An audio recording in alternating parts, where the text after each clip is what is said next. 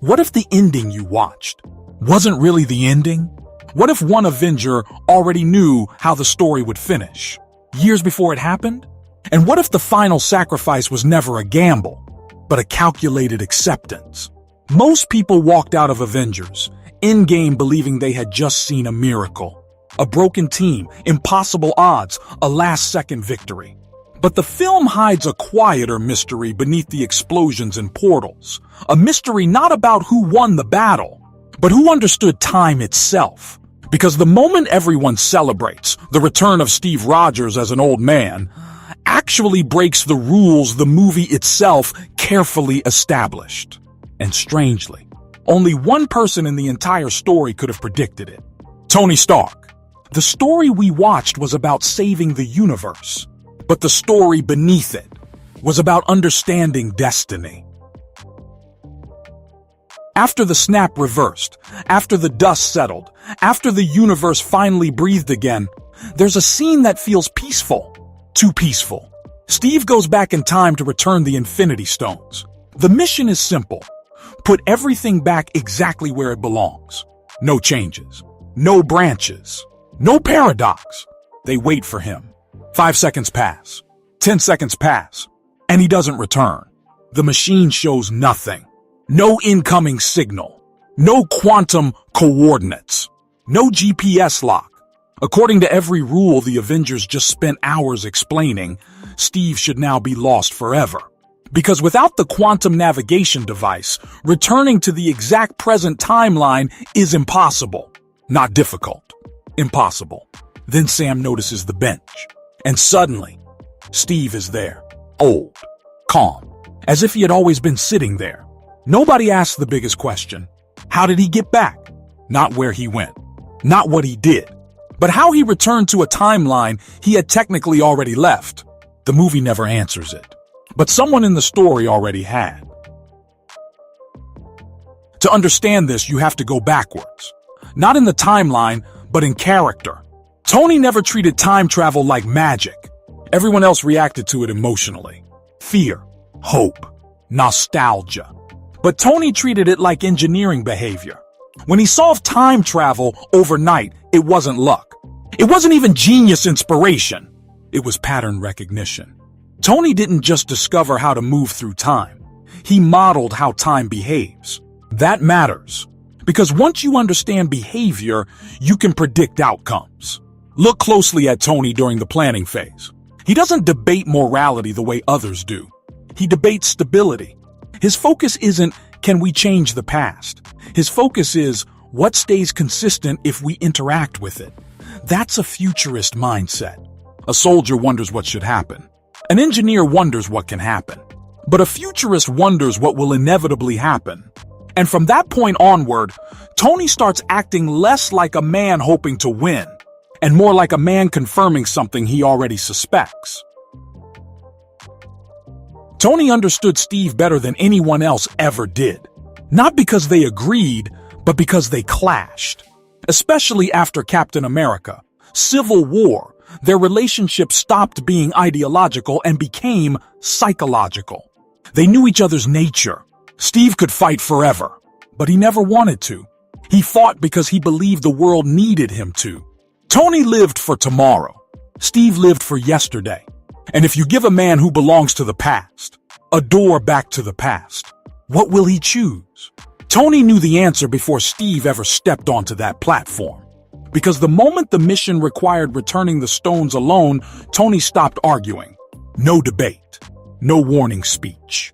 No backup plan. He simply accepted it. Almost like he already knew Steve wasn't coming back the same way. Think about the risk. This was not a normal mission. The entire universe depended on precise execution.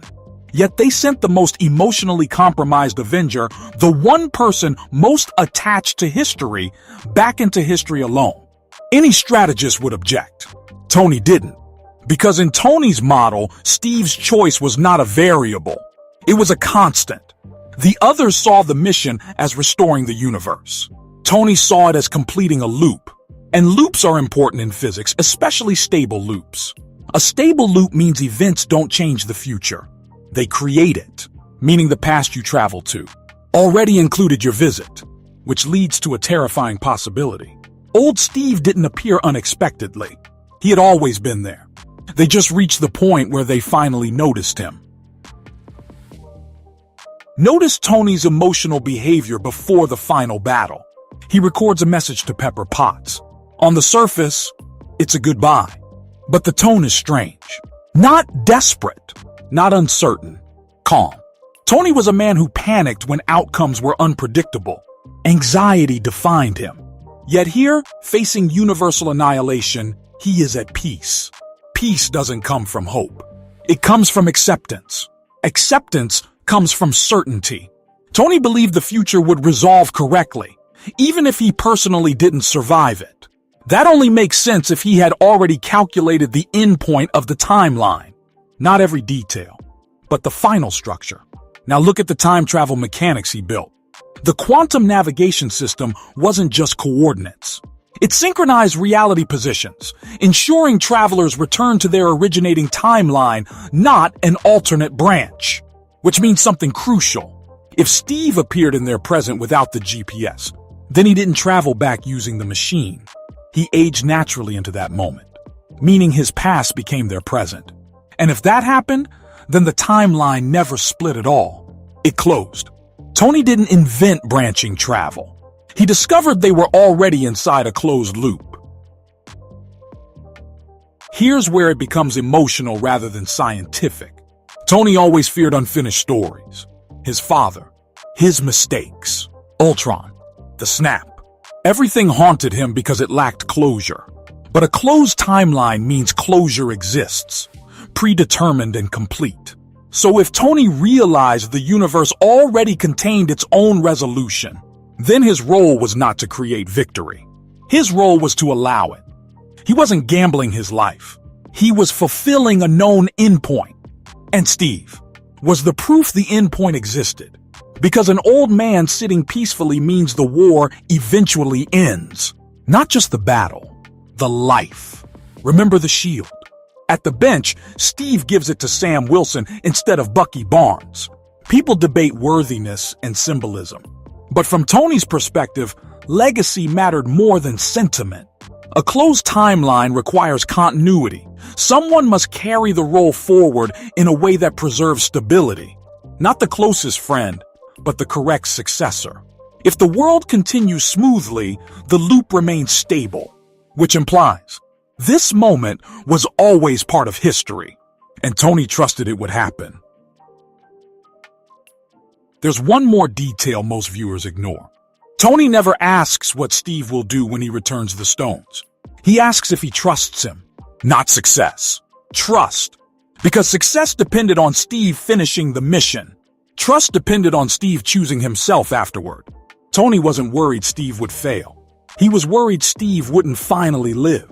And that worry only makes sense if Tony expected him to have that chance. Because in Tony's mind, Steve surviving into old age was not hope. It was evidence. The final battle then stops being a last stand. It becomes confirmation. Tony watches the chaos not as a man searching for a winning move, but as a man waiting for the moment he already knows must arrive. The snap. Not victory. Completion. Because somewhere in his calculations, Tony realized something terrifying. If an old Steve exists, then the timeline already survived this day, which means the outcome was never uncertain. Only the cost was. And Tony had already accepted he was part of that cost. The story we thought was about defeating Thanos was actually about fulfilling time itself, and the person who understood it first was the one who never lived to see the peaceful ending he helped guarantee. The question is, when exactly did Tony figure it out? The moment Tony figured it out wasn't dramatic. There was no lightning strike of realization, no cinematic pause where the universe whispered the truth in his ear. It was quieter than that. It was the night he solved time travel. When he runs the simulation in his lake house lab, it looks effortless. A few holographic gestures, a few sarcastic remarks, and suddenly the impossible becomes possible. But look closely at his expression after the successful run. It's not excitement. It's not triumph. It's recognition. He wasn't discovering something new. He was confirming something inevitable. Tony didn't just create a machine that moved through time. He observed how time corrected itself. His model didn't rewrite history. It preserved it. Every test run returned stable. No fractures. No cascading destruction. Just a consistent loop. And a consistent loop means something unsettling. The future already contains the consequences of your interference. Which means if you interfere, you were always meant to. That night, while Morgan slept upstairs and Pepper believed he had finally left heroism behind, Tony saw it clearly. If they went through with this plan, the universe wouldn't become something new. It would return to what it was always supposed to be, including the parts that hurt. Especially the parts that hurt. He stared at the holographic Mobius strip floating in front of him. A loop without beginning or end. He smiled slightly. Not because he had outsmarted time, but because he had understood it. Time wasn't chaos. Time was stubborn. And stubborn things resist change. The next clue hides in something subtle. Tony's silence. After he brings the time travel solution to the Avengers compound, he doesn't grandstand. This is a man who once announced himself to the world with, "I am Iron Man." Ego defined him. Validation fueled him. But here, he's subdued, almost reflective. Because deep down, Tony isn't leading a mission. He's stepping back into a path he knows he cannot avoid. When Scott excitedly explains alternate timelines and branching realities, Tony listens carefully. He corrects the science. He grounds the theory. He ensures everyone understands one core rule: the past becomes your future. It sounds simple, but that sentence holds everything. The past becomes your future, meaning if Steve goes back and chooses to stay, that choice doesn't create a new world. It becomes part of this one. And if that's true, then somewhere in the flow of history, an old man named Steve Rogers has already lived quietly, unseen, waiting for this exact day. Tony would have realized this implication the moment the equation stabilized. And instead of fighting it, he accepted it. Think about Tony's relationship with destiny. Earlier in his life, he fought against inevitability with obsession. After the Battle of New York, anxiety consumed him. He built armor around the world because he feared what was coming. He believed catastrophe could always be prevented with enough preparation. But Thanos broke that illusion. The snap taught Tony something brutal. Some events are bigger than control. 5 years pass. Tony builds a family instead of weapons. He chooses presence over paranoia. It looks like retirement. It's not. It's recalibration. Tony isn't giving up on the future. He's trusting it. And when the opportunity to undo the snap arrives, he hesitates not because he doubts the plan, but because he knows restoring the universe also restores the path that leads to his own end. He looks at Morgan and says he can't risk losing what he has. But once he sees the time model works, something shifts in his eyes. It's not fear. It's resolve.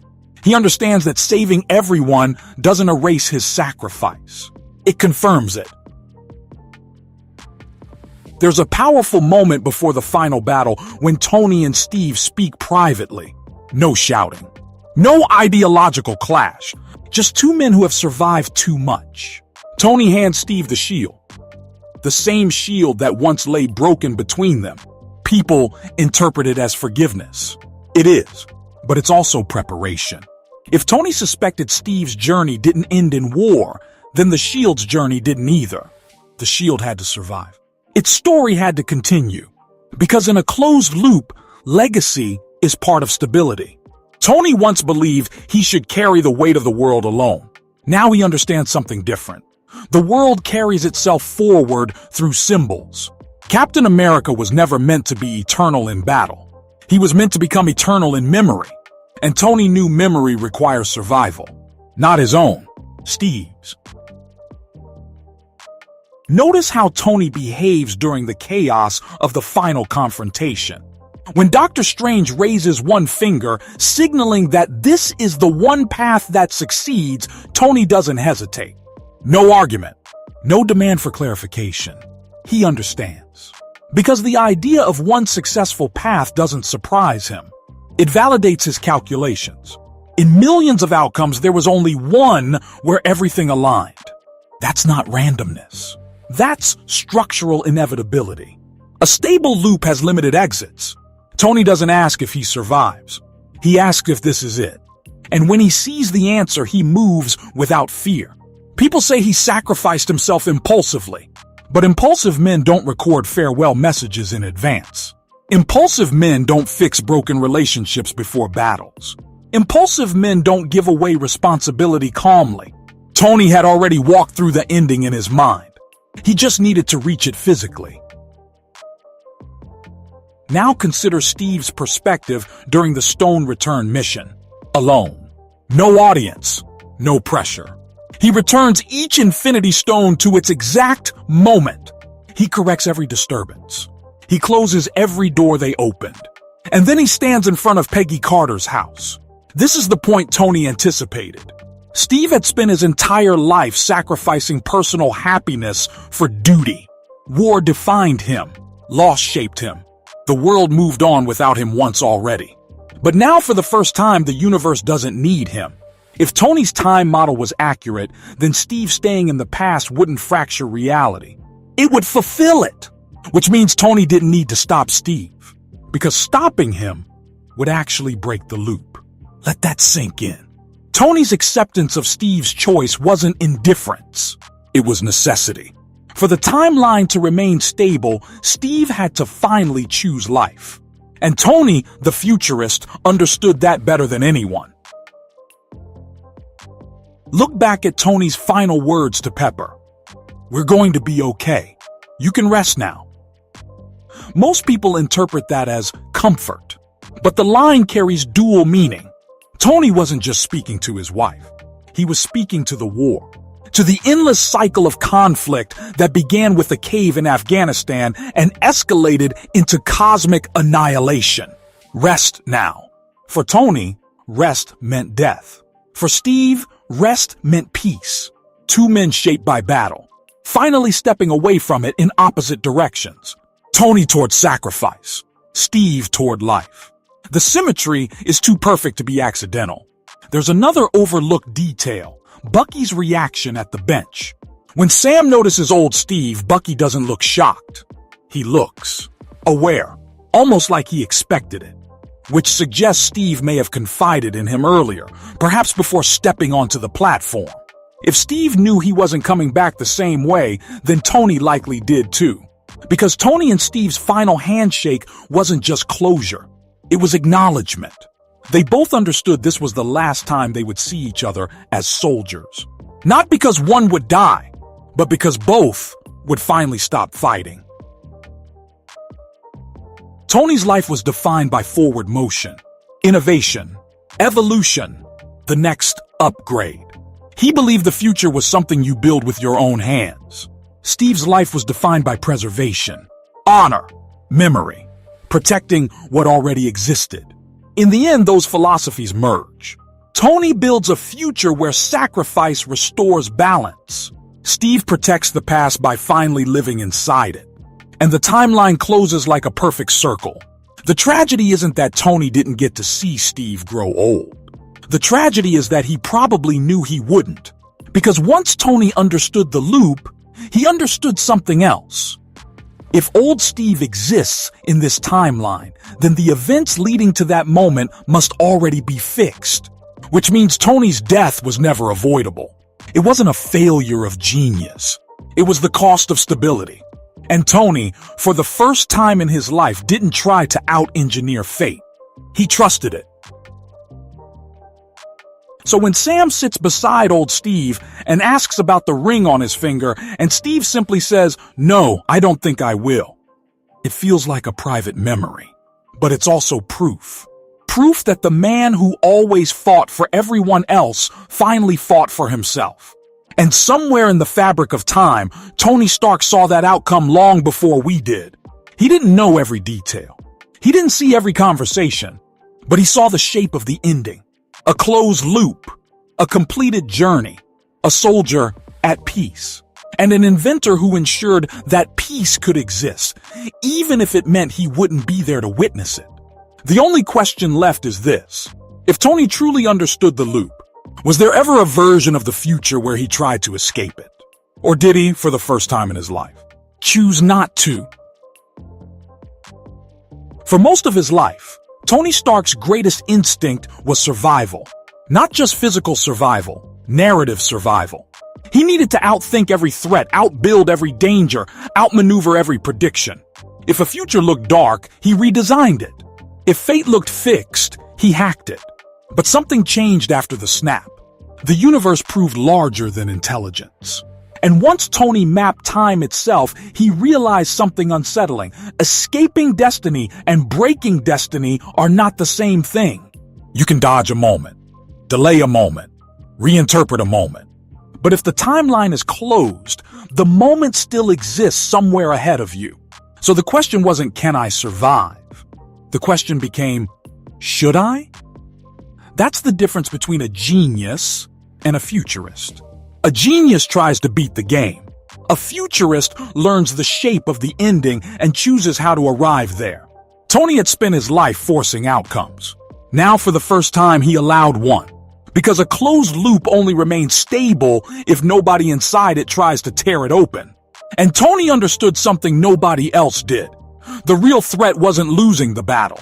It was refusing the ending that already guaranteed victory. Think about the gauntlet in Avengers Endgame. During the chaos, it passes through countless hands. Heroes fight desperately to keep it away from Thanos. Every Avenger treats it like a weapon to be delivered somewhere else. The van, the tunnel, the escape point. Tony treats it differently. He watches. He studies movement patterns even mid-battle. His helmet tracks trajectories. He doesn't rush toward the gauntlet immediately. He waits for alignment, distance, distraction, timing. Because Tony isn't improvising a last-second plan. He's executing the only scenario that matches the future he already predicted. If old Steve Rogers exists, then the snap succeeds. If the snap succeeds, someone performs it. If someone performs it, that person dies. Tony's calculations were never about whether someone must sacrifice themselves. They were about identifying who could. And there was only one person close enough, fast enough, and willing enough at the exact converging moment. Not the strongest, not the worthiest, the inevitable. When Doctor Strange raises one finger, the gesture lands differently if Tony already understood the loop. Strange wasn't telling him what to do. He was confirming what Tony had suspected since solving the model. There exists a single, stable future, and it requires acceptance, not resistance. In that second, Tony doesn't look shocked. He looks relieved. Because uncertainty ends. For a man who spent his life haunted by what if, clarity is peace. And peace gave him the courage he never truly had before. Not the courage to fight, but the courage to stop fighting against outcome. The snap wasn't a heroic impulse. It was alignment with time. Now revisit his final conversation with Pepper Potts. She tells him they will be okay. She tells him he can rest. Notice Tony doesn't argue. Old Tony would have promised to come back. Old Tony would have joked, deflected, stalled death with optimism. But here he accepts the words immediately. Because rest was never meant for him in life. Only in conclusion. Pepper unknowingly echoes the structure Tony already mapped. The war ends, the universe heals, and the man who carried tomorrow no longer needs to reach it himself. For Steve, rest meant living. For Tony, rest meant finishing. And in a closed timeline, both must occur together. There's something haunting about the bench scene afterward. Sam Wilson meets an elderly Steve who finally looks free from weight. The posture is different. The eyes softer. No urgency, no scanning horizon, no readiness for the next mission. That serenity proves the battle truly ended. Not paused. Ended. Which means Tony's sacrifice didn't just defeat Thanos, it created a world where Captain America no longer needed to exist as Captain America. And Tony would have known that mattered more than survival. Because for Steve, endless fighting was a kind of living death. The greatest gift wasn't victory. It was permission to stop being a symbol. Tony died saving trillions, but he also saved one friend from a lifetime of unfinished duty. Now look back across their entire relationship, starting from Captain America, Civil War. They fought over accountability, over responsibility, over whether the future should be controlled or trusted. Neither was entirely right back then. Tony tried to control too much. Steve trusted too blindly. Endgame resolves that philosophical conflict without a single speech. Tony trusts the future enough to accept his role in it. Steve controls his own life enough to finally choose it. They meet in the middle, and the timeline stabilizes around that balance. The real victory wasn't beating Thanos. It was resolving the argument that defined the Avengers. Here's the emotional twist hidden beneath the science. Tony spent his life building suits to survive tomorrow. Steve spent his life sacrificing today to protect yesterday. At the end, they exchange purposes. Tony protects the past, ensuring the timeline that always led to peace remains intact. Steve accepts the future by allowing himself to grow old inside it. That's why their endings feel complete, not happy, not tragic, complete. Because a loop doesn't end with triumph, it ends with symmetry. So did Tony ever try to escape it? Probably once. Somewhere between discovering the time model and rejoining the team, he likely ran scenarios, adjustments, alternatives, survival paths. That's who he was. But every stable equation returned the same structure. The universe restored, Steve lives a full life, and Iron Man stops. At some point, he stops searching for a loophole. And that moment is the true character arc of Tony Stark. Not becoming a hero, but becoming a man who no longer needs to outsmart existence. He didn't lose to fate. He cooperated with it. The story we watched was framed as a battle between heroes and a titan. But beneath it was a quieter narrative. A futurist recognizing a completed timeline and guiding everyone toward it, even when it erased him from the years that followed. Tony didn't sacrifice himself hoping it would work. He sacrificed himself because he knew it already had. Somewhere ahead, a soldier was sitting peacefully by a lake, wearing a wedding ring, finally allowed to be human. And that image told Tony everything he needed to know. The future was safe. He just wouldn't be in it. Iron Man and Captain America were never opposites. They were two halves of time itself, one pulling forward, one holding back. The universe only balanced when both fulfilled their nature completely. Tony secured tomorrow. Steve reclaimed yesterday. And in doing so, they freed the present for everyone else. That's why the ending feels strangely calm after unimaginable loss. Because on a deeper level, nothing was broken anymore. The loop closed. The war concluded not with domination, but with acceptance. Tony Stark didn't just save the universe. He understood it. And once he understood it, he let it happen. If this theory changed the way you see the ending, leave a like, share it with someone who loves these stories, and subscribe for more deep dives into the hidden layers behind the films we thought we already understood.